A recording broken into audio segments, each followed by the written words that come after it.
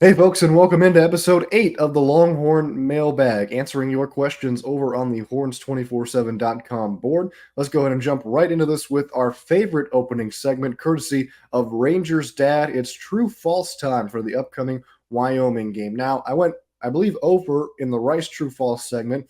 Went 3 for 4 last week, 3 and 4 last week in the Alabama segment. So we're trending upwards, and we're going to continue to try to do that here this week. Our first one, this is a over under one. I just kind of modified the question for a couple of these to make them over unders. Texas points over under 44.5.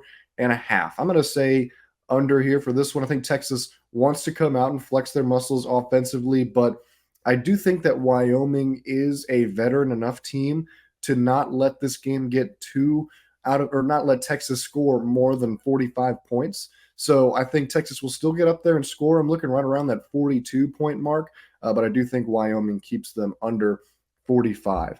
Next up, Texas will punt over under 3.5 times. I'm going to take the slight under here at 3. 3 is the amount of times they punted against Alabama. They punted twice against Rice. So Sark has shown that he wants to go for it on 4th and short and plus territory. I imagine the Longhorns are going to be there a lot in plus territory, that is, not necessarily in 4th and short situations, but he likes to go for it. So I'm not thinking the Longhorns want to trot out a punter there too much. Up next, Texas will have 5 sacks. They had 5 against Alabama. I'm going to go false here. I think that 5 is a lofty number, even though they just got it. But they are going up against a more experienced quarterback in Brennan Presley, who can get out of the pocket and throw the ball away if he gets under pressure. So I'm going to go with the false here on this one. Up next, Wyoming will have less than 300 total yards of offense. I'm going true here. They went just 20 yards over 300 against Texas Tech. I think the Longhorn defense is miles ahead of Texas Tech's defense as they've shown to start the season. So I think this is a easy true here for the Longhorns defensively. Next, Texas will have a running back go over 100 yards. We've had this the past 2 weeks. Texas still has not had a 100-yard rusher so far this season. I think they get it this week. I think this is a game where the Longhorns want to establish the run. They've struggled to do so the past 2 games. Cedric Baxter's status still kind of up in the air after he was carted off the field this past Saturday. Not saying that he's not going to play, but I do think we're going to get a heavy dosage of Jonathan Brooks this week. And I think that if Brooks gets a majority of the carries and doesn't have to split them with Baxter or Jaden Blue or Keelan Robinson, I think that he gets over the 100-yard mark against this Wyoming defense. Next up, Texas will use all 3 quarterbacks. I'm going to say false. Steve Sarkisian said that he had every intention of getting Arch Manning in during that Rice game, just didn't really get the opportunity to. And I don't think there's going to be a chance in this game either, not necessarily because the game will be close.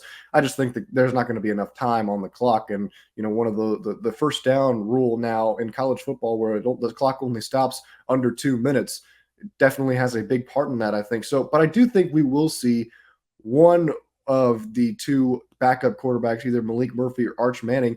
Malik Murphy got in during that Rice game. Maybe Steve Sarkisian gives Arch Manning the shot here after Quinn Ewers' day is done. And our final true false here, Quinn Ewers will throw for over under 3.5 touchdowns. I'm going to go just at the under here. I think he gets 3 in this one.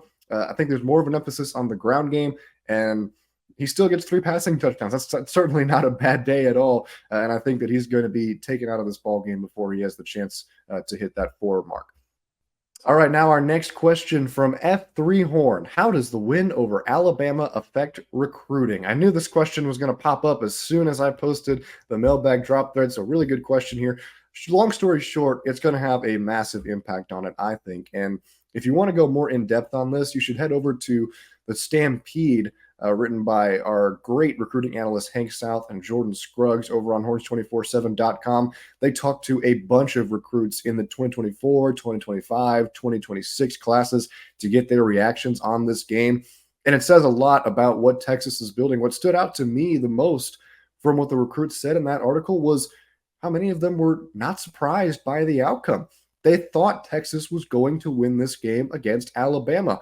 I'm not sure 5 years ago, if Texas played Alabama with that team, recruits would have given the same reaction. So you really start to see that these recruits are understanding, hey, Texas can win these big games now. Steve Sarkisian has the ability to win the big one now that he's taken down Alabama. Obviously, still a lot more room to go, a lot more season to go, but they've shown now that they can step up in that away environment, in the hostile environment, and come away with a victory. I think that's resonating with recruits. Steve Sarkisian starting to set the culture, starting to build that roster, and it's garnering interest. But certainly, it helps in the short term with prospects announcing soon, like Brandon Baker, the five-star tackle out in California, Terry Bussey, the five-star athlete in Timpson, who is crystal ball to Texas A&M, but still anybody's game. And it moves the needle with later announcements like Ryan Wingo, the five-star wide receiver out in St. Louis, who has a little bit of Missouri pull to him. Maybe a win like this solidifies Texas's standing more than the Tigers right now. And even helps with flip watch candidates like Wardell Mack or Corian Gibson, the two defensive backs that Texas really wanted in this 2024 cycle. And even moving into 2025, Ryan Williams, teammate of 2025 Texas quarterback commit KJ Lacey, saying that he will come back to visit the Longhorns at some point this season. And when KJ committed, I talked to Hank South about, hey, does Ryan Williams, a five-star wide receiver who's currently committed to Alabama in the 2025 class, maybe think about Texas a little bit more? And I think the needle has moved a lot more since Hank and I had that conversation a couple of months ago. So a big win, not only on the field, but certainly off the field with the recruiting aspect as well. We'll see what the fallout of that is. Obviously, still a lot more games to be played for Texas, and that's going to be very telling, especially with a really big visit weekend coming up against Wyoming on Saturday.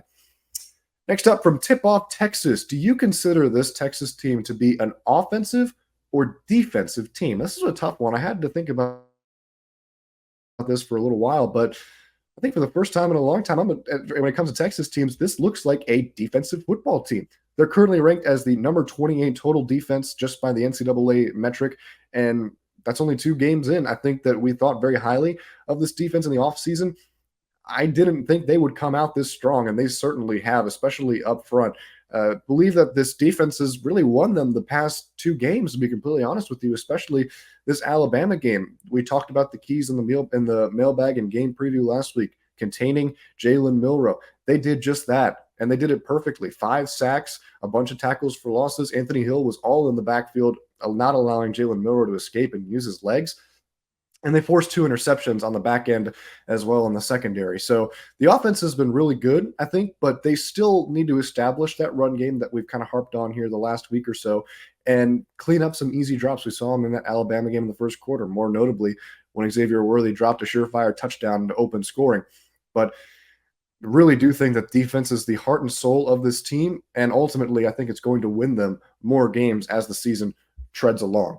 All right, and our final question of this week's episode coming in from 2300. How good is Wyoming actually? How much experience is Wyoming putting out on the field each week? So let's go ahead and dive into this, starting with how Wyoming fared last season. 7-6 overall, but coming into this year, they're number 4 amongst all FBS teams in returning production, which I think is a very important metric to judge how experienced a team is coming into a season. So they're ranked 58th defensively in the nation by the S&P Plus, and they're 14th in the nation on special teams by that same metric. So this is an experienced football team that is well coached. Craig Bohl entering his 10th year coaching the Cowboys in Wyoming now. I don't think this is going to be a blowover game for Texas. This isn't something that they can look past and look ahead to Baylor to start off Big 12 play.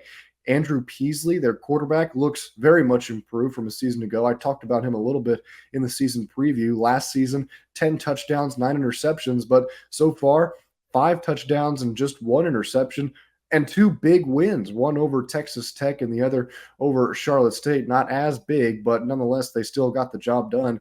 What really stood out to me was that Texas Tech double overtime win. Wyoming definitely not really given much of a thought going into that game, but they end up coming out with the victory. So this is going to be not necessarily, I don't think it's going to be a difficult matchup for Texas per se, but I also don't think this is going to be a cakewalk either. So keep an eye on these Cowboys coming into Saturday at DKR under the lights for the first time this season. That's going to do it for us here on the Horns 24/7 YouTube channel. Thanks for watching episode 8 of the Longhorn Mailbag. Be sure you like this video and subscribe to the channel, plus turn on notifications so you're the first to know when new content comes your way. Also, go ahead and keep an eye on the horns247.com board on Sunday mornings for the Horns 24/7 Longhorn Mailbag question drop thread. I'll be posting those Sunday mornings, and I'll also send out a tweet on Sunday mornings as well. You can go ahead and reply with questions to my tweet as well over at Tommy_Yarrish on Twitter or X, whatever you want to call it now, to submit your questions as well for a chance to have them answered here on the mailbag. Thanks once again for joining us. Have a great rest of your day, and we'll see you next time.